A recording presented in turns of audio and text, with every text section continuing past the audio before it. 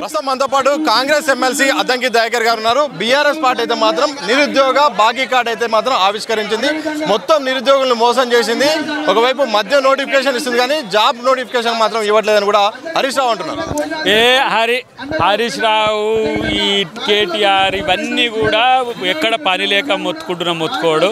కేసీఆర్ చేసిన బాకీలు చూసుకోమను, రేవంత్ రెడ్డి గారు బాకీలు అన్ని తీర్చుకుంటా మేమిచ్చిన హామీలన్నీ కూడా నెరవేరుస్తాడు.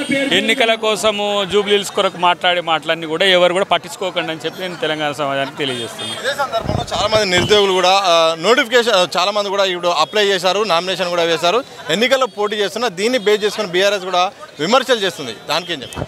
అసలు మొత్తం నిరుద్యోగులను విధ్వంసం చేసిందే, నిరుద్యోగులకు అన్యాయం చేసిందే బీఆర్ఎస్ పార్టీ. దొంగ అన్నట్టుగా ఉంది. కాబట్టి మేము ఇప్పటికీ 60,000 పైచలకు ఉద్యోగాలు నింపింది కాంగ్రెస్ ప్రభుత్వం. రేపు ఇంకా అంత 42,000 ఉద్యోగాలు డిక్లేర్ చేసినాం. వరుసమ్మటి పరీక్షలు నిర్వహించడం, ఉద్యోగాలు ఇవ్వడమే. గీళ్ళని పట్టించుకుంటే ఏముంటుంది, వాళ్ళతో అయ్యేది లేదు, సచ్చేది లేదు.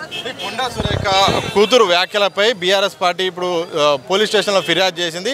ఆ ఓఎస్డీ వ్యవహారం పైన అలాగే రోహిన్ రెడ్డి పైన కూడా చర్యలు తీసుకోవాలని కూడా మొత్తం కూడా బీఆర్ఎస్ టేకప్ చేసింది. దానికి వాళ్ళకు వాస్తవాలు తెలియవు, ఏమనాలి, తెలివి తక్కువ, వెనకటి పరమానంద శిష్యుల కథలు ఎక్కున్నది. ఏమైందో వాళ్ళకి తెలియదు, పాడు కాదు. కాబట్టి రాజకీయ కొరకు చేస్తున్నారు తప్పితే అసలు దాంట్లో ఏం జరిగిందో తెలుసుకుంటే మంచిది. దాని మీద ఎంక్వైరీ ఎట్ట జరిగినా కూడా ప్రభుత్వం పారదర్శకంగా ఉంటుంది.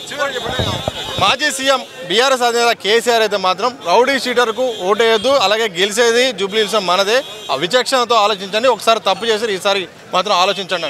ఇంట్లో వండుకుంటా అని కోటేయొచ్చా అని అడగను. ఇంట్లో వండుకుంటా నా కోట్లు ఏమని అడగొచ్చా? కాబట్టి ఫస్ట్ బయటకు వచ్చి మాట్లాడమని చెప్పు. ఆయనను ఊరికనే ఇంట్లో కూర్చొని కుట్రలు చేసుకుంటే వెనకటికి శకున్లాగా కుట్రలు చేసి పని చేసి ఫస్ట్ బయట రాజకీయాలంటే ప్రజల్లో రావాలి, ప్రజలకు కొట్టాడాలి, ప్రజల కోసం కొట్టాడాలి, అది రాజకీయం.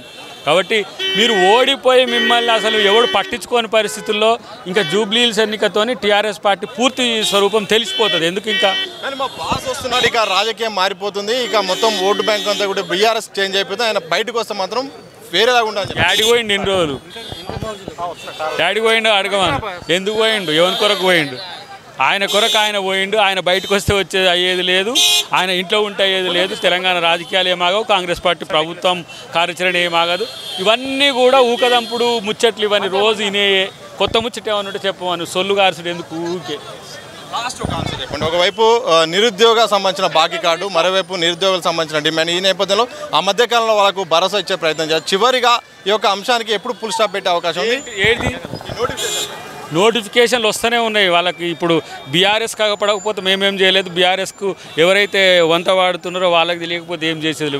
నోటిఫికేషన్లు వస్తాయి, ఉద్యోగాలు వస్తాయి, ఉద్యోగ నోటిఫికేషన్లతో పాటు అపాయింట్మెంట్ ఆర్డర్స్ కూడా వస్తాయి. చూడమని నోటిఫికేషన్ త్వరలో రాబోతున్నాయి. బీఆర్ఎస్ కళ్ళకు కనిపించట్లేదు తప్ప నిరుద్యోగుల సమస్యగా, అలాగే తప్పకుండా కూడా ఎన్ని కుట్రలు చేసినా జూబ్లీహిల్స్లో మాత్రం కాంగ్రెస్ గెలవబోతుంది. ఇటు వీళ్ళు కావాలనే రాజకీయాల కోసమే చేస్తున్నారు. అలాగే కేసీఆర్ ఇంతకాలం ఎడిపోయాడు, ఇప్పుడు వచ్చి ఏదో మాట్లాడుతుంది తప్ప అది రాజకీయాల కోసమే, జూబ్లీహిల్స్ ఎన్నికల కోసమే. ప్రజలు మాత్రం కాంగ్రెస్ వైపే ఉంటారని కూడా కాంగ్రెస్ ఎమ్మెల్సీ అద్దంకి దయాకర్ స్పష్టం చేసిన సందర్భం కనిపిస్తుంది. కెమెరా పర్సన్ మసూద్తో సతీష్ దిశ టీవీ, హైదరాబాద్.